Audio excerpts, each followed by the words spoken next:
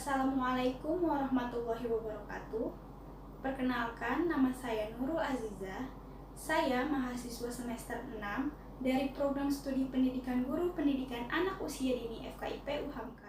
Pada kesempatan kali ini, saya akan mempresentasikan proposal penelitian yang akan saya laksanakan pada salah satu lembaga PAUD. Judul proposal yang saya angkat untuk kali ini yaitu berjudul Upaya Meningkatkan Kemampuan Critical Thinking melalui metode Project Based Learning pada anak usia 5-6 tahun di PAUD Terpadu Harapan Mulia. Ya, baik. Untuk yang pertama, saya akan menjelaskan terlebih dahulu mengenai ruang lingkup pembahasan pada presentasi proposal kali ini. Yaitu, yang pertama, terdapat bab 1 yaitu pendahuluan, di mana bab 1 ini berisikan mengenai latar belakang, kedua pertanyaan peneliti, yang ketiga tujuan penelitian, dan yang keempat manfaat penelitian. Kemudian dilanjutkan dengan bab 2 yaitu kajian teori. Kajian teori ini berisikan mengenai yang pertama hakikat berpikir kritis, di mana di dalam hakikat berpikir kritis terdiri dari pengertian berpikir kritis, yang kedua karakteristik berpikir kritis, dan yang ketiga indikator penilaian berpikir kritis, dan yang keempat langkah-langkah berpikir kritis. Kemudian dilanjutkan dengan hakikat project based learning. Pada hakikat project based learning ini terdiri dari yang pertama pengertian pembelajaran project based learning, yang kedua karakteristik project based learning, yang ketiga tahapan pembelajaran project based learning, yang keempat tujuan pembelajaran project based learning, dan yang terakhir yang kelima yaitu kelebihan dan kelemahan dari pembelajaran project based learning. Kemudian dilanjutkan kembali mengenai teori anak usia dini, di mana pada teori ini terdiri dari pengertian anak usia dini, yang kedua karakteristik anak usia dini, dan yang terakhir tingkat pencapaian perkembangan kognitif anak usia 5 sampai dengan 6 tahun. Kemudian dilanjutkan dengan pendahuluan yaitu yang terdiri dari latar belakang, di mana latar belakang ini dilatar belakangi oleh berpikir kritis. Berpikir kritis merupakan salah satu kemampuan dalam menganalisis dan mengevaluasi suatu informasi yang didapat dari hasil pengamatan, kemudian pengalaman dan penalaran.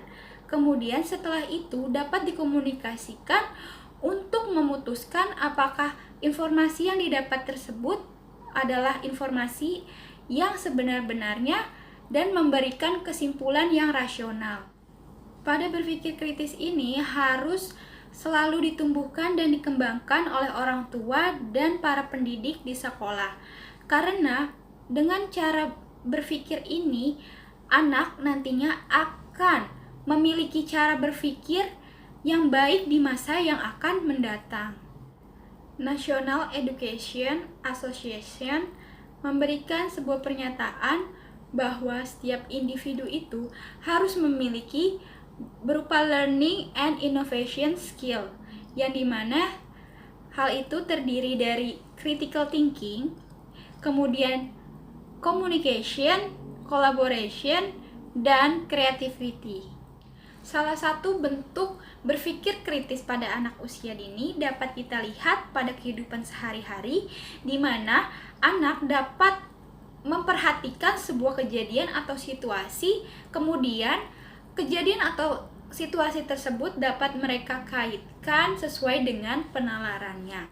Maka dari itu, dibutuhkan suatu metode pembelajaran yang diberikan oleh guru terhadap peserta didik, di mana metode pembelajaran ini dapat memberikan atau mengasah kemampuan berpikir kritis pada anak. Kemudian dalam penerapan pembelajaran di dalam kelas, guru tidak hanya menjadikan dirinya sebagai informasi, tetapi guru harus memberikan kesempatan bagi para peserta didik untuk dapat menyampaikan segala informasi yang para peserta didik miliki. Namun, pada praktiknya atau pada implementasi pembelajaran di dalam kelas, masih terlihat banyak para pendidik yang menggunakan metode-metode pembelajaran dengan metode yang lama, atau di mana metode lama itu merupakan metode TCL, yaitu TCL singkatan dari Teacher Center Learning, di mana guru menjadikan dirinya sebagai pusat informasi dan tidak memberikan kesempatan bagi para peserta didik untuk mengemukakan pendapatnya. Terlihat pada salah satu lembaga PAUD, yang dimana lembaga PAUD tersebut yaitu PAUD Harapan Mulia. Terdapat guru-guru di sana masih menggunakan metode-metode yang lama, tidak memberikan sebuah media yang dapat mengembangkan aspek-aspek perkembangan anak, kemudian tidak memberikan kesempatan untuk anak mengeksplorasi kemampuan-kemampuan dalam dirinya. Kemudian terlihat juga anak hanya dapat melihat gambar-gambar dengan media yang para pendidik berikan berupa gambar-gambar profesi. Sehingga dalam hal ini dibutuhkan suatu metode yang dapat mengembangkan kemampuan berpikir kritis pada anak. Nah, dalam hal ini saya akan memberikan suatu metode dalam kelas PAUD tersebut, yaitu dengan metode Project Based Learning, di mana Project Based Learning ini merupakan salah satu metode pembelajaran dengan berbasiskan proyek. Dengan metode ini, anak-anak diharap dapat mengamati serta meneliti, mengumpulkan informasi yang ia dapat dari proyek tersebut, serta para siswa lebih dapat mengeksplor segala kemampuan yang ada di dalam dirinya. Dari penjelasan yang sudah saya kemukakan mengenai latar belakang pada penelitian kali ini, maka terbentuklah sebuah pertanyaan dari peneliti, yaitu bagaimanakah meningkatkan kemampuan critical thinking melalui metode Project Based Learning pada anak usia 5-6 tahun di PAUD Terpadu Harapan Mulia Kota Palu, Sulawesi Tengah. Adapun manfaat dari penelitian ini yaitu yang pertama, manfaat teoritis, yaitu keterpaduan keilmuan yang diharapkan dapat menjadi acuan dasar pada penelitian. Kemudian yang kedua, menambahkan referensi keilmuan terkait dengan peningkatan kemampuan critical thinking. Kemudian dilanjutkan dengan manfaat praktis. Manfaat praktis ini yaitu terdiri dari yang pertama, penelitian ini diharapkan dapat bermanfaat bagi anak untuk dapat memahami secara mendalam mengenai materi yang diajarkan, kemudian memberikan dan membangun pola pikir konstruktif kepada anak yang dapat berguna untuk anak di masa yang akan datang. Kemudian yang kedua, penelitian ini diharapkan dapat memberikan referensi baru mengenai metode pengajaran yang dapat diterapkan di dalam kelas. Dan yang terakhir yaitu penelitian ini diharapkan dapat meningkatkan kompetensi guru dan kemampuan critical thinking terhadap peserta didik sehingga menghasilkan guru yang profesional serta lulusan yang berkualitas. Kemudian dilanjutkan dengan bab 2, yaitu kajian teori. Yang pertama yaitu hakikat berpikir kritis. Mengenai berpikir kritis, di sini saya akan menjelaskan terlebih dahulu mengenai pengertian berpikir kritis. Berpikir kritis merupakan salah satu kemampuan berpikir tingkat tinggi atau high order thinking skill atau yang sering disebut dengan HOTS. Berpikir kritis menurut Zubaida pada tahun 2007, yaitu berpikir kritis berarti membuat penilaian-penilaian yang masuk akal.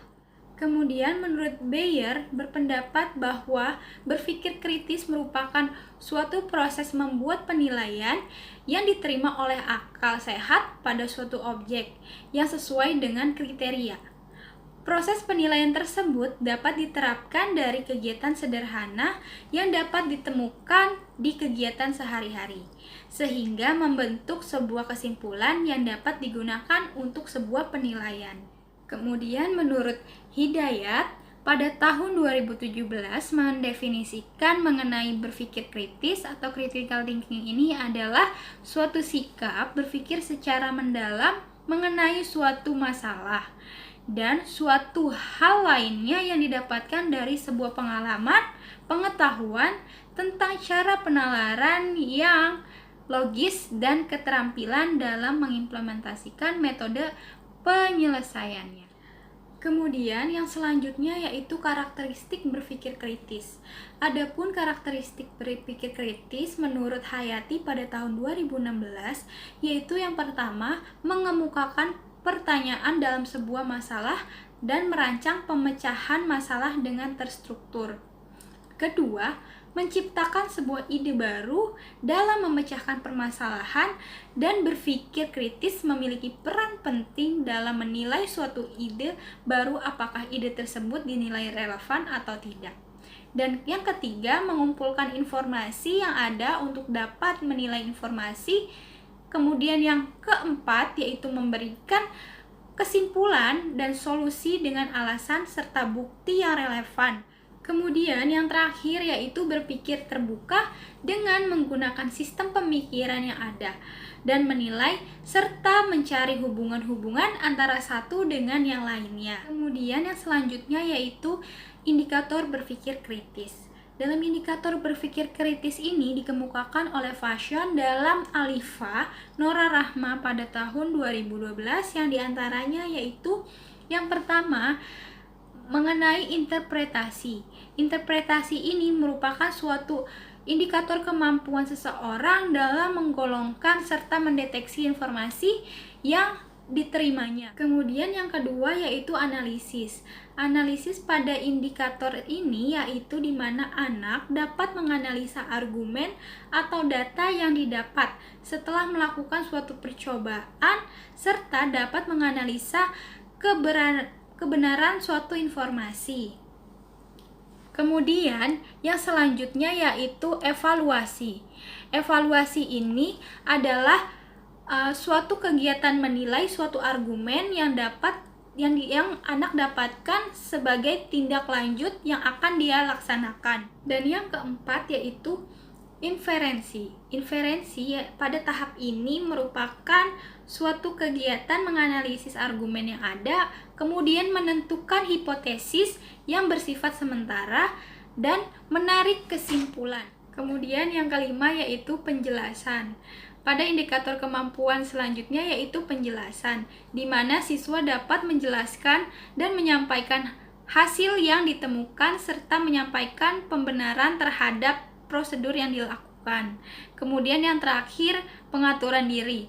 Pada indikator ini yaitu pengaturan diri para siswa di mana siswa dapat mereview kembali hasil akhir yang mereka dapatkan serta dapat mengontrol dirinya. Kemudian yang selanjutnya yaitu langkah-langkah berpikir kritis. Menurut Fashion dalam Amir tahun 2015 mengungkapkan bahwa ada beberapa langkah-langkah untuk dapat berpikir kritis yang diantaranya menurut Fashion dikenal dengan ideals, yaitu identify, define, enumerate, analyze, list, and self-correct. Yang pertama yaitu identify.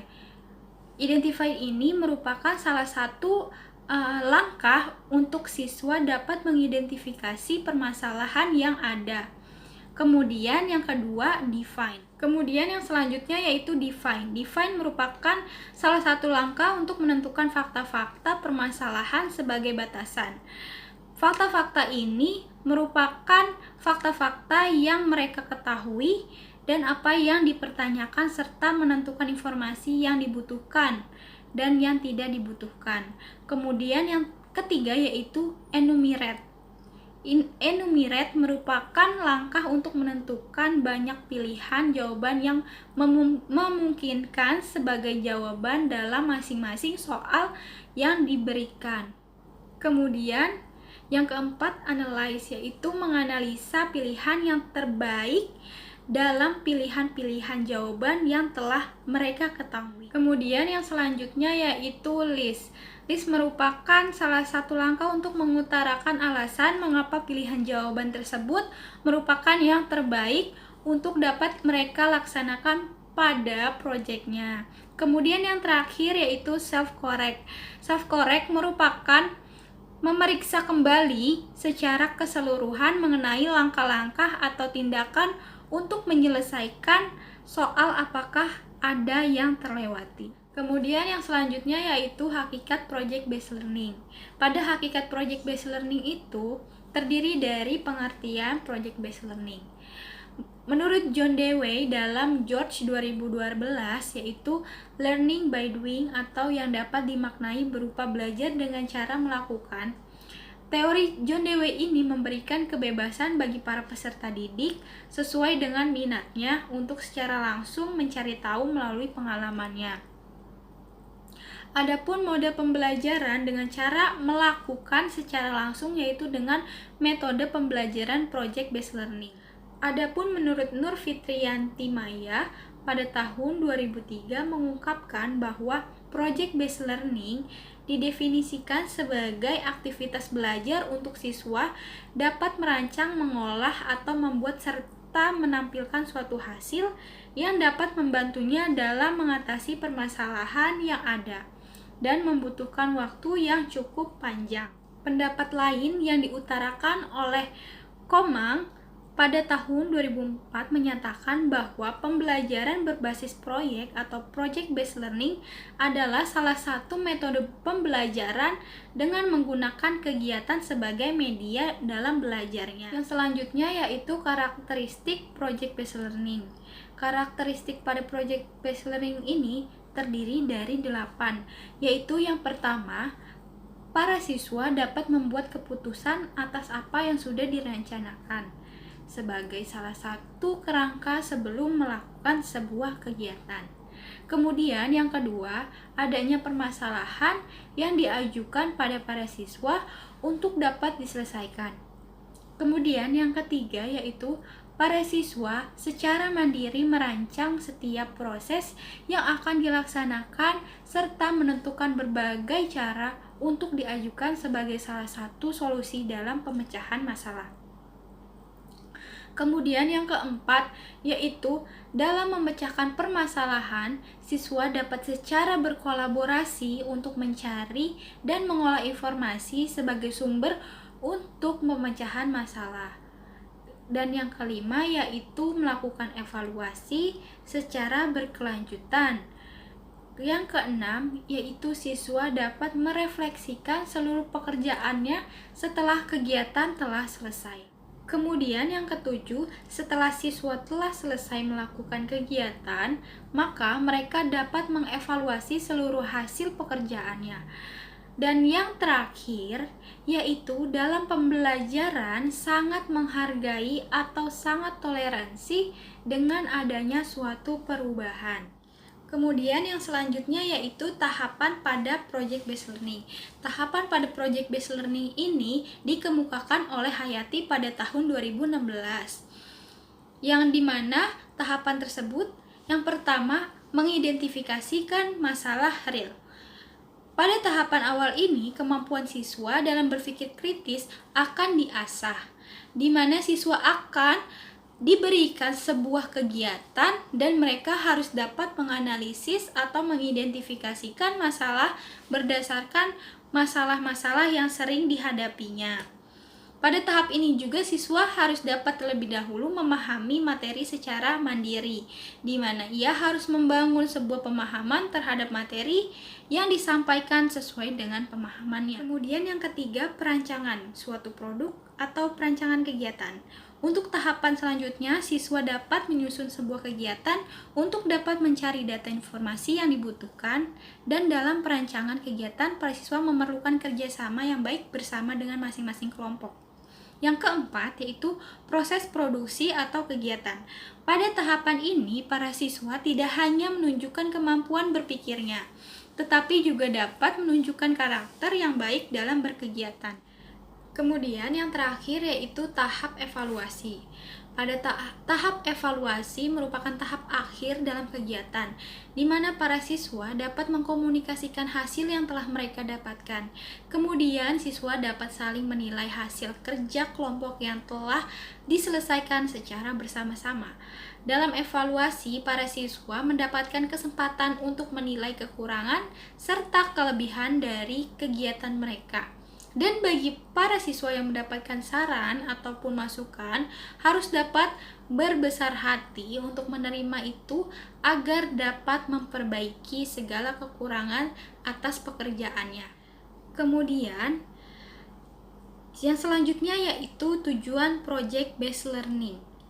Penerapan pembelajaran berbasis Project Based Learning ini di dalam pembelajaran memiliki tujuan yang diantaranya menurut Hayati pada tahun 2016, yaitu yang pertama, mengintegrasikan dunia nyata dengan pembelajaran. Jadi, di dalam penerapan PBL ini diharapkan para siswa dapat secara langsung memahami pembelajaran yang mereka lakukan, bahwa pembelajaran tersebut sangat erat kaitannya dalam kehidupan sehari-hari. Kemudian, yang kedua yaitu pembelajaran PBL ini diharapkan membuat siswa dapat bekerja secara terstruktur dalam melakukan langkah-langkah penyelesaian kegiatan. Dan yang ketiga, membuat siswa belajar bekerja sama atau kooperatif. Dalam pembelajaran proyek, siswa dapat secara mandiri mengerjakan, namun dapat juga secara bersama-sama membentuk kelompok. Dan yang keempat yaitu mendorong siswa untuk melakukan investigasi. Pada pembelajaran proyek dapat membuat siswa untuk secara langsung mencari tahu permasalahan yang mereka hadapi. Dan yang kelima yaitu memecahkan masalah. Pada akhir dari PBL ini membuat siswa untuk dapat mencari solusi terbaik untuk dapat memecahkan suatu permasalahan. Adapun kelebihan dan kelemahan dari model pembelajaran Project Based Learning ini yaitu dikemukakan oleh Susanti pada tahun 2019, yaitu yang pertama, kelebihan mengenai PBL. Di mana kelebihan dari PBL ini yaitu yang pertama, dapat meningkatkan motivasi belajar pada siswa. Yang kedua, dapat menumbuhkan dan mengembangkan kemampuan dalam mencari solusi untuk memecahkan suatu masalah. Yang ketiga, dapat meningkatkan kemampuan siswa dalam bekerja sama. Dan yang terakhir, yaitu dapat meningkatkan keterampilan dalam pengelolaan sumber. Dan selanjutnya, kelemahan dari metode pembelajaran PBL ini yaitu yang pertama, membutuhkan waktu yang cukup lama untuk menyelesaikan masalah. Yang kedua, yaitu membutuhkan biaya yang cukup banyak. Dan yang terakhir, memerlukan peralatan yang cukup. Nah, itulah kelebihan dan kelemahan dari PBL atau Project Based Learning. Kemudian selanjutnya saya akan menjelaskan mengenai hakikat anak usia dini, di mana untuk yang pertama mengenai pengertian anak usia dini. Anak usia dini merupakan anak yang berusia 0 sampai 6 tahun yang dalam masa golden age atau usia emas, di mana masa tersebut anak akan mengalami perkembangan yang sangat pesat. Menurut National Association of Education of Young Children, anak usia dini adalah anak yang berada pada usia 0 sampai 8 tahun. Pada masa anak usia dini, anak akan mengalami pertumbuhan dan perkembangan, sehingga dibutuhkan program pelaksanaan pendidikan anak usia dini yang sesuai dengan tingkat perkembangan anak. Dan juga pada tahap ini, dibutuhkan stimulasi yang baik sejak anak berusia dini yang harus diberikan oleh orang tua atau pendidik terhadap anak sangat dibutuhkan agar pertumbuhan dan perkembangan anak semakin optimal. Maka dari itu, Diperlukan suatu stimulasi yang baik sejak dini yang harus diberikan oleh para orang tua atau pendidik terhadap anak sangat dibutuhkan agar pertumbuhan dan perkembangan anak semakin optimal. Sebab dalam masa golden age ini, otak anak akan mengalami perkembangan sebanyak 80%. Sehingga stimulasi apapun yang diberikan oleh orang tua atau pendidik akan mudah terserap di dalam otak anak. Kemudian yang selanjutnya yaitu karakteristik anak usia dini. Karakteristik anak usia dini ini dikemukakan oleh Hartanti dalam buku Andi dan Jen pada tahun 2019. Di mana karakteristik yang pertama yaitu anak memiliki rasa ingin tahu yang besar, dan yang kedua anak bersifat unik. Kemudian yang ketiga, anak memiliki fantasi atau imajinasi yang sangat tinggi. Yang keempat, anak merupakan masa belajar yang paling potensial. Dan yang kelima, anak memiliki egosentris yang sangat tinggi. Dan yang keempat, anak memiliki daya konsentrasi yang pendek. Serta yang terakhir adalah anak adalah makhluk sosial. Anak pada umumnya sama seperti manusia lainnya yang membutuhkan orang lain untuk dapat berinteraksi satu sama lain. Anak dapat bermain dengan teman sebayanya serta dapat belajar hidup dengan berinteraksi. Untuk anak usia dini, dengan bermain ia akan belajar berbagai masalah dan penyelesaian dari bermain. Kemudian saya akan menjelaskan mengenai tingkat pencapaian perkembangan kognitif anak usia 5-6 tahun. Pada penjelasan kali ini, saya akan membacakan melalui PowerPoint yang sudah saya sediakan, yaitu di mana pada perkembangan kognitif anak usia 5-6 tahun terdiri dari belajar dan pemecahan masalah, di mana tingkat pencapaian perkembangan anak usia 5-6 tahun yaitu 1. Menunjukkan aktivitas yang bersifat eksploratif dan menyelidiki seperti apa yang terjadi ketika air ditumpahkan. Kemudian yang kedua, memecahkan masalah sederhana dalam kehidupan sehari-hari dengan cara yang fleksibel dan diterima sosial. Kemudian yang ketiga, menerapkan pengetahuan atau pengalaman dalam konteks yang baru. Kemudian yang keempat, menunjukkan sikap kreatif dalam menyelesaikan masalah atau ide gagasan di luar kebiasaan. Kemudian yang kedua, berpikir logis. Berpikir logis ini tingkat pencapaian pada anak usia 5 tahun sampai 6 tahun yaitu yang pertama, mengenal perbedaan berdasarkan ukuran, lebih dari, kurang dari, dan paling ter. Yang kedua, menunjukkan inisiatif dalam memilih tema permainan seperti ayo kita bermain, pura-pura seperti burung. Yang ketiga, menyusun perencanaan kegiatan yang akan dilakukan. Yang keempat, mengenal sebab akibat tentang lingkungannya seperti angin bertiup menyebabkan daun bergerak, air dapat menyebabkan sesuatu menjadi tumpah. Dan yang kelima, mengklasifikasikan benda berdasarkan warna, bentuk, dan ukuran. Kemudian yang keenam, mengklasifikasikan benda yang lebih banyak ke dalam kelompok yang sama atau kelompok yang sejenis, atau kelompok berpasangan yang lebih dari 2 variasi.